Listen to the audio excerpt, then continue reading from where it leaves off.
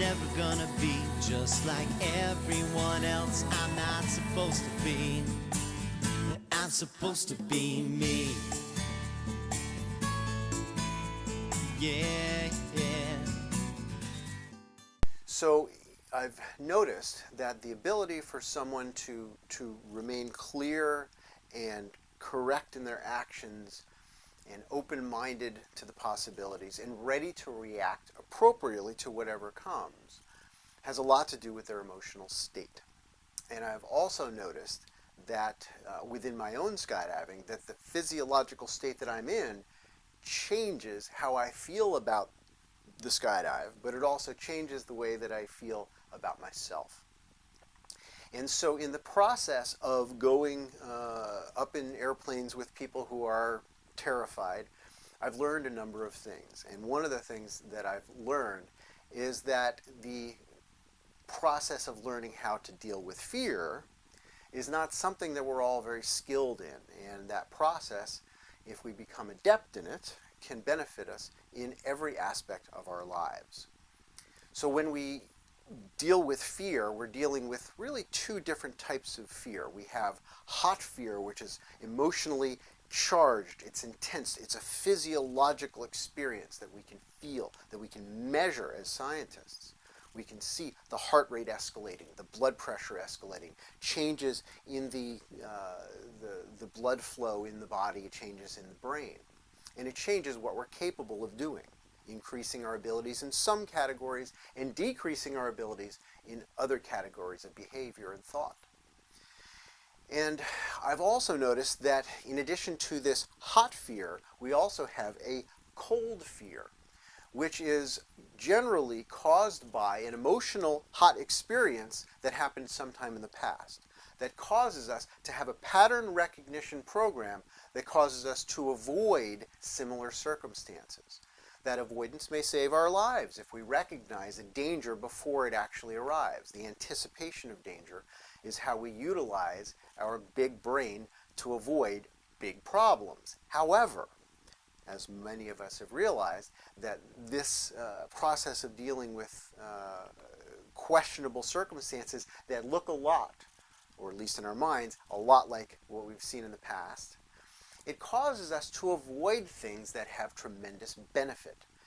As many of us have also realized, there is a danger to avoiding everything that emotionally scares us, because the equating of fear and danger is erroneous. There are things that create emotional charge in our bodies because of these pattern recognition programs that are not actually dangerous, and the benefits of plowing through that fear in all the ways that we can sort of emotionally calm ourselves and charge ourselves up to break up through these barriers, it allows us to live a larger life, a more enjoyable life, a freer life.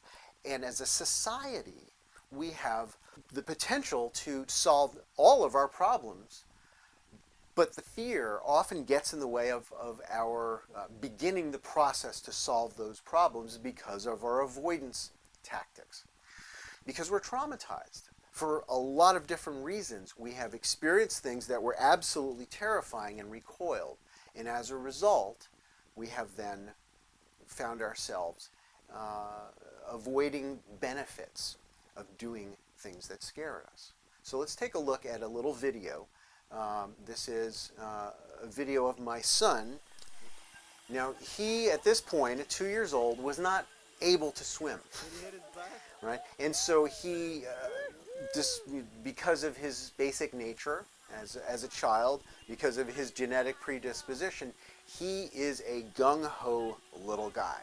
And here he is jumping into a pool below a waterfall filled with sizable fish without the ability to swim, fearlessly jumping into the water, and every time the villagers yell 1, 2, 3, he jumps on cue. Now this is what I would call bravery without knowledge. In other words, he doesn't know what could go wrong. He hasn't experienced the recoil that would result in the aversion as a result of something bad happening yet.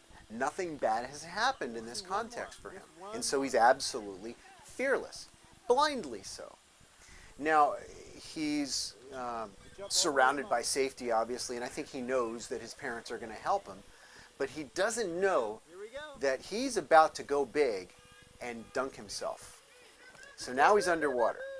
Now he's swallowed some water. He's got it up his nose. You can see his eyes are red. And he's having a visceral experience. He's having a fear experience. He's having a physical displeasure experience.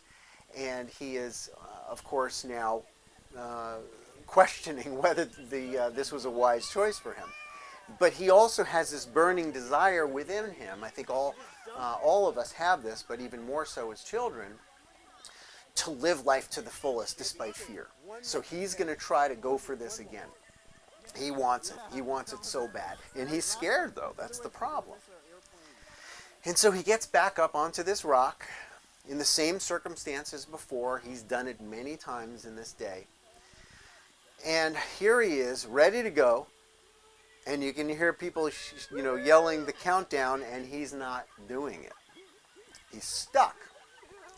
So he is now in this place of fear. Whether he would define it as fear or not is irrelevant. Terminology is not the issue. The experience is he is now not so sure of himself. He's not feeling so safe about his environment. And now there's something inside of his old brain that's saying, you're in danger. Don't move forward. Stay where you are. What you were doing was not a good idea. And of course, he's feeling in his body, his blood pressure is higher. His heart rate is higher. His body is now stiff and he's not comfortable. And he's afraid. He's covering himself. And we remind him to hold his breath. And he holds his breath. And he is excited, right? Which is a very positive way to receive the adrenaline. Nevertheless, he's not going. He's still on that rock. This is the longest he's hesitated.